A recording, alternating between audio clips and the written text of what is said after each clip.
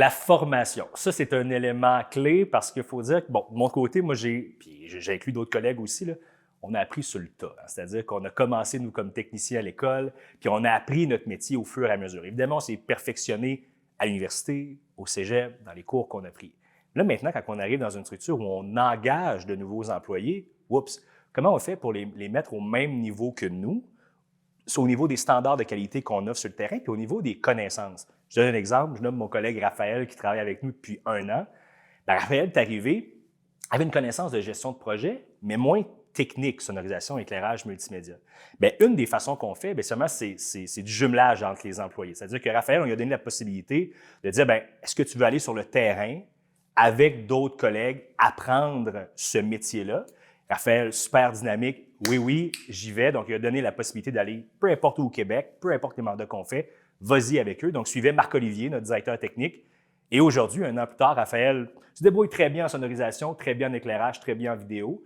Donc, ça, c'est une façon de développer des compétences puis d'apprendre également le niveau de qualité qu'on veut offrir. Bien, quoi de mieux que de jumeler un nouvel employé avec un employé plus expérimenté? Bien, ça permet ça. Deuxième chose, à chaque année, on fait une évaluation des employés. Il y a toujours une question qui revient. Est-ce qu'il y a un outil, un logiciel, une formation qui vous aiderait à mieux faire votre travail ou à améliorer le travail?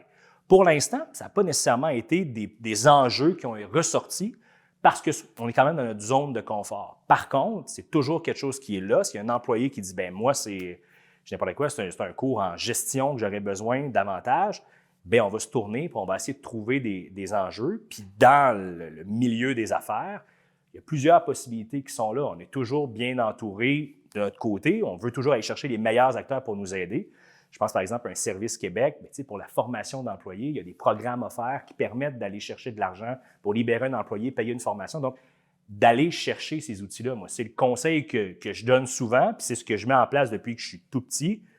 Allez cogner aux portes. Le pire qu'ils vont dire, c'est non.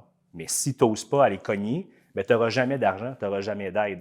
Par contre, si tu vas cogner, il y a de fortes chances que ton projet, ah ben oui, on pourrait t'aider de telle façon ou va à telle porte, ils vont peut-être t'aider. Donc, ces 2 programmes de formation-là, chez nous, sont vraiment importants.